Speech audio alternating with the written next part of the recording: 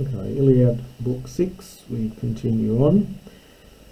We were up to line 271, I think. So Hector has given some orders, or relayed some orders from his brother, Helenus, and his commands were that he had to go and tell his mother to gather together the old women and to offer sacrifice to Athena. And that's what he's just done in this earlier bit. Having gathered together the old women, you go to the temple of Athena Agalaea. And we get this rather interesting structure here. We get peplon de, which is in the accusative. Peplos is a robe, and it's the object of this imperative, which is several lines later. And so we get this robe mentioned, and then we're going to get a description of it. And this is one of the little tropes that Homer often does. So, but the robe, hos, tis, whichever one is for you, charistatos, this is superlative, the most beautiful, and the biggest in the hall, in the house, and the one which is philtatos, most dear, polu, very, very most dear, so very dear to you yourself. You take the toy with the aute. So the robe, whichever one seems the most fair and the biggest for you in the house, and the one that is most dearest to you, having placed, so this is theirs, this is the imperative from Tithame, aorist imperative. So place that robe on the gunasin, dative plural, gonu, the knees of beautiful tressed, beautiful haired Athena. Now this of course is the statue of Athena, and you place the robe over the statue, like dressing a doll really. Kai, and now we get infinitive for imperative here from hupis kneomai, and promise. And verbs of promise generally take a future infinitive, and there it is waiting for us on the next line. There's the sigma for the future, and there's our infinitive ending. And promise that you will sacrifice hoi to her, duo kaideka, 2 and 10, so that's 12 oxen, in the temple, anis akestas. This is epithets of oxen that you offer to the gods. It's generally taken, there is debate about the exact meanings of these, but it's generally taken as 1 year old, untouched by the goad, so it hasn't been whipped or beaten, and it's only 1 year old. So offer to give her all that, to sacrifice that, if she will have pity on the city and on the wives of the Trojans and their Napier Tecna, and their little children, really. Napier is probably from ne plus epos, unable to speak, so they're still babies, but can often simply mean young children. A for epsilon iota, and if aposke, she might keep away the son of Tydeus, that's Diomedes, from sacred Ilium. Now you probably realise that the lines 271 to 278, so that including the next one, really are the same as lines 90 to 97 with some adjustments. So it's the same instructions we were given that Helenos gave to his brother.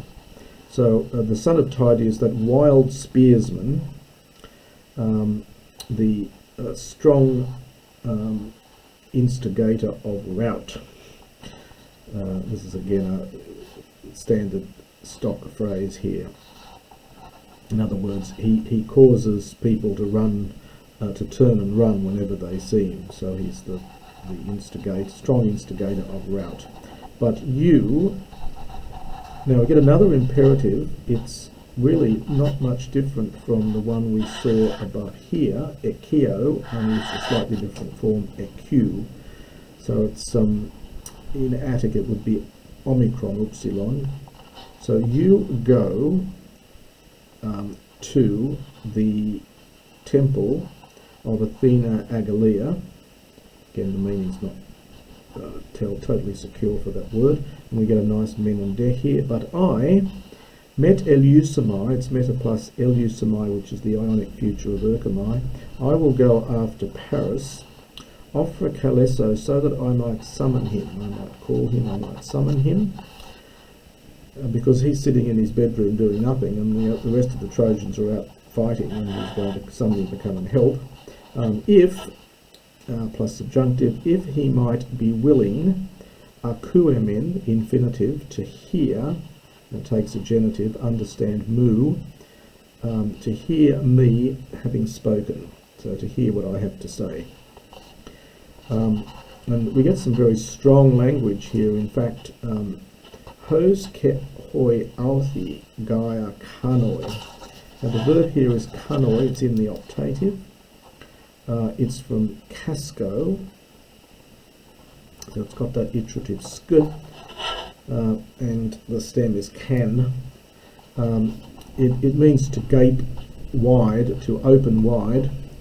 And we've got hose with an optative and ke. You don't normally have optative, ke with optative when it's a wish, but we do here. Thus may the earth open up for him, Althi, here. So in other words, may the earth swallow him up. For Olympius, this is the Olympian, which just refers to Zeus. For the Olympian, Etrepha from Trepho, reared him, understand to be, or as a pema, as a pain, min for auton, as a great pain. So Olympian Zeus reared him as a great pain for Trojans and for great-hearted Priam and for the sons of that man, of him, the Priam's sons, so his sons, you'd say. And again we get a here now plus the optative for a wish here. So it's would that I might see, in fact, that man, that of course is Paris, going down into the house of Hades. So aso, we have to understand oikon or something, into the house of Hades. We get the nice jingle of sound, idoimic idos, even though these are probably not etymologically connected, the sound makes a nice sound. In some false etymologies the Greeks had, they saw this as connected with this one, the place which is unseen, but that's probably not the original etymology of it. Anyway, and we get this also quite strong sentence here at the end. I would say that my mind, so I would then say that my mind, ek lilan asthai, this is probably a reduplicated aorist infinitive, or it could be a perfect infinitive, that my frame, my heart, had forgotten its joyless misery, tepu idzuos. So in other words, if I saw him going down to the house of Hades, then I'd be very happy. I'd say that my heart had forgotten its joyless misery. And thus, hos ephath, thus he spoke, and she, molusa, this is from the verb blosko, which I think we may have had. The aorist is emelon, and so the stem is mol, and this is the feminine, aorist feminine participle here. Thus he spoke, and she, having gone to the megara, to the hall, kekletot, this is a reduplicated aorist, in fact from kelamai, we've had that one before. She called to her servants, and they gathered, this is the aorist form. The verb is aolizdo, but it only occurs in this aorist form with a double sigma here.